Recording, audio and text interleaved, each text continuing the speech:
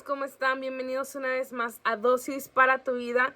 Y la dosis que quiero compartir contigo la encontramos en Primera de Samuel, en una historia que tal vez es conocida por la mayoría de nosotros, pero si no la conoces te la comparto brevemente. Y es la historia de David y Goliat. Ya sabrás la historia, tal vez no, pero vamos a repasarla brevemente. Había una guerra entre los filisteos y los de Israel. Entonces los filisteos tenían un arma poderosa llamada Goliat, que era un gigante que medía muchos codos de altura, con una armadura de bronce y de hierro, etcétera, que estaba retando a los de Israel a pelear contra él. Si los filisteos ganaban, los de Israel les servían, y si fuera al revés, pues los filisteos iban a servir a los de Israel. Bueno, brevemente eso era la parte de Goliat. Luego está la parte de David. David era un pastor de ovejas, hijo de Isaí, que tenía 8 hermanos. Y pues 3 de esos hermanos estaban listos para la guerra y estaban en esta lucha, ¿no? Entonces, la encomienda de David, pues, era llevarle alimento y todo eso. Entonces, un día, su papá Isaí le pide que le lleve unos panes y unos quesos y etcétera, muchísimas más cosas, al campamento donde, pues, ellos estaban peleando.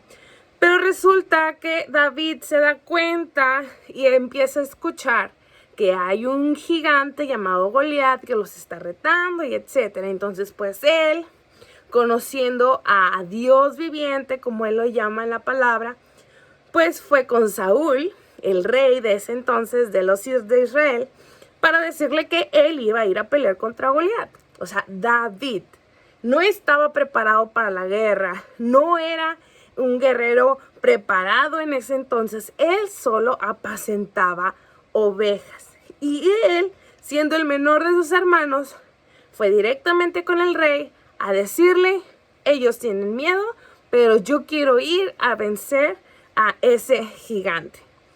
Porque pues obviamente no le gustaba que estuviera oprimiendo a los guerreros del pueblo de Dios.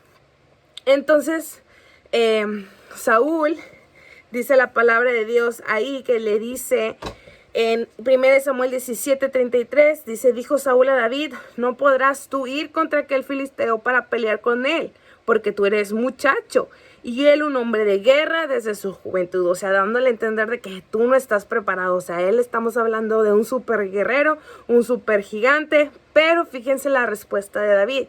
Dice: tu siervo era pastor de ovejas de su padre, y cuando venía un león o un oso y tomaba algún cordero de la manada, salía tras de él y lo hería y lo libraba de su boca, y se levantaba contra mí y le echaba mano de la quijada y lo hería y lo mataba, etcétera. Después dice, añadió David: Jehová, que me ha librado de las garras del león y de las garras del oso, él también me librará de la mano de este filisteo.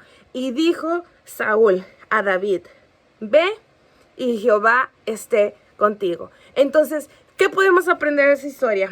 Muchas veces nosotros a través de la vida tenemos diferentes batallas, diferentes luchas, cada quien pues viviéndolas en su tiempo o conforme a lo que estemos pasando, sea en el trabajo, sea en la familia, sea con los amigos. En cualquier situación que se presente una batalla o una lucha, creo que debemos tomar la actitud de David. David sabía que tenía un Dios viviente, que vive, que es real, y que sabía que Jehová iba a ir con él a vencer a ese gigante. ¿Y qué creen? Bueno, a los que ya saben cómo terminó la historia, sí, pues David ganó.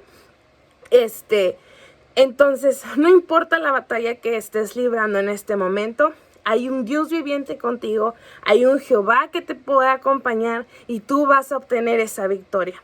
Sí, dice la palabra de Dios que Saúl quería preparar a David con armamentos, con un casco, con una espada. Y David dijo: no, yo no quiero eso. Yo quiero 5 piedras y mi honda, y con eso yo voy a vencer a este gigante. Entonces ahí vemos la fe que David le tenía a su Dios, al cual él creía. Así que tú solamente necesitas fe y confiar que tienes un Dios real que va a ir contigo a librar cada una de tus batallas. Que el Señor te bendiga.